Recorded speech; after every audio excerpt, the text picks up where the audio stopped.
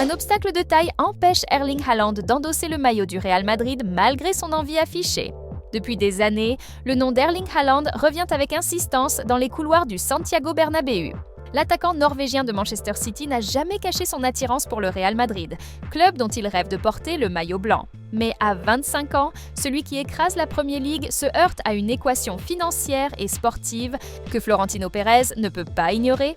Selon la presse espagnole, son agente Rafaela Pimenta a transmis un message limpide aux dirigeants madrilènes. L'opération Haaland ne pourra aboutir que si Vinicius Junior quitte le club. Le Brésilien, dont la prolongation tarde à être signée, représente à la fois une concurrence sportive directe et une charge financière qui empêche le Real de s'aligner sur les exigences de Manchester City. L'option d'un départ de Kylian Mbappé a aussi été évoquée, mais jugée impossible en interne. L'intérêt entre les deux parties ne date pas d'hier. Dès son explosion à Dortmund, Haaland figurait en haut de la liste madrilène comme potentiel successeur de Karim Benzema. Mais l'arrivée de Mbappé en 2024 et la prolongation massive signée par Haaland à City en 2025 ont repoussé ce scénario. La perspective de voir cohabiter Mbappé, Vinicius et Haaland paraît difficilement soutenable, autant sportivement que financièrement. D'un côté, l'effectif serait surchargé en stars offensives. De l'autre, l'opération coûterait plusieurs centaines de millions d'euros. L'agent du joueur insiste. Pour libérer la voie à Haaland, un départ majeur est incontournable. Et le nom de Vinicius revient avec insistance. Rien n'indique que cette condition sera remplie à court terme. Vinicius reste très apprécié à Madrid et Mbappé est intouchable. Mais l'histoire entre Haaland et le Real Madrid continue de s'écrire par épisodes, alimentée par un désir mutuel et par les rumeurs incessantes du mercato. Comme souvent, avec le Norvégien, la saga pourrait durer plusieurs saisons encore avant de connaître son dénouement. La terrible statistique de l'Atlético de Madrid cette saison inquiète déjà les observateurs. En effet, avec seulement 2 points pris sur 9 possibles, les Colchoneros signent leur pire départ sous l'ère Diego Simeone et pointent actuellement à la 17e place du classement en Liga, juste au-dessus de la zone de relégation. Même si le club peut se rassurer sur certains moments de jeu prometteurs, les chiffres parlent d'eux-mêmes.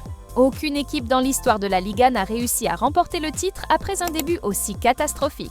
Cette réalité met en lumière à quel point le retard accumulé dès l'entame de saison peut coûter cher dans la course au championnat. Les projections d'Opta, basées sur le big data et les statistiques avancées, confirment l'ampleur du problème. Selon ces modèles, l'Atlético ne figure même pas parmi les 3 équipes les plus susceptibles de remporter la Liga et se retrouve 5e avec seulement 2,61% de chance derrière l'Athletic Club et Villarreal. Le Real Madrid et le FC Barcelone dominent largement les prévisions, avec respectivement 39,48% et 47,90% de probabilité. Cette analyse statistique illustre brutalement que, pour l'instant, l'Atlético de Madrid est hors course pour le titre et doit impérativement inverser la tendance pour espérer rester dans la lutte. Les hommes de Simeone affrontent Villarreal le 13 septembre prochain et cette fois-ci, il ne faudra pas laisser filer des points. L'Athletic Club saura avec certitude la semaine prochaine s'il peut recruter Aymeric Laporte après qu'un accord avec Al Nassr n'a pas été finalisé avant la date limite des transferts en Espagne. Les géants basques cherchent désespérément à faire revenir l'international espagnol, mais leurs espoirs sont minces.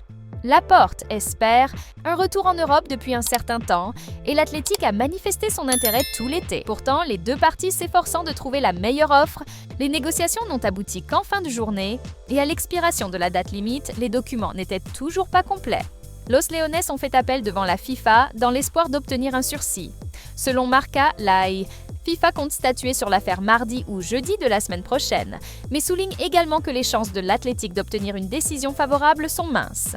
Ils doivent démontrer que la faute incombe à Al Nassr, comme l'affirme l'Athletic. Les précédents suggèrent cependant que la chance ne sera pas au rendez-vous.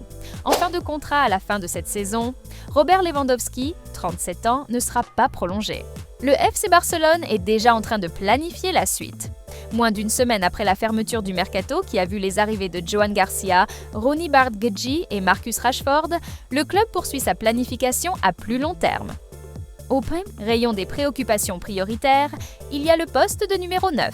Transféré du Bayern Munich en 2022, Robert Lewandowski entame sa dernière année de contrat. Il a beau avoir une option d'1 an, 2027, celle-ci ne sera a priori pas activée d'après Sport. Blessé lors de la première journée, le Polonais a effectué 2 petites apparitions lors des 2e et 3e journées de Liga.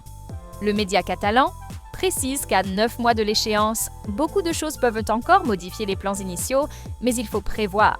Deco s'est mis à prospecter au rayon des grands attaquants disponibles et surtout accessibles sur le marché. Les Julian Alvarez et autres Erling Haaland sont d'ores et déjà à oublier. Le Barça regarde d'abord dans son propre effectif et voit en Ferran Torres une solution à long terme, lui qui a répondu présent pendant l'absence de Lewandowski la saison passée. 19 buts. Depuis la reprise, il confirme comme titulaire avec déjà 2 réalisations en 3 journées. Selon Foot Mercato, tout est désormais bouclé entre l'AC Milan et Al-Shabaab pour le transfert de Yacine Adli.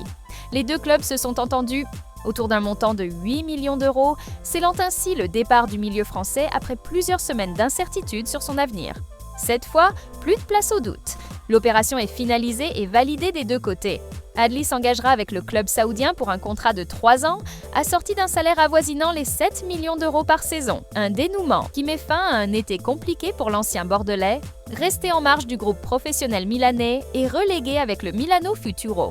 L'officialisation de son arrivée à Al-Shabaab devrait intervenir dans les prochaines heures, avant la clôture du marché saoudien fixée au 11 septembre. Décidément, la fin de carrière de Fernando Santos tourne au cauchemar. Le sélectionneur de 70 ans vient d'être licencié par l'Azerbaïdjan après seulement 11 matchs pour 2 nuls et 9 défaites. Après son départ du Portugal en décembre 2022, il avait essuyé des échecs avec la Pologne et le club turc de Beşiktaş. L'entraîneur-chef de l'équipe nationale azerbaïdjanaise, Fernando Santos, est parti.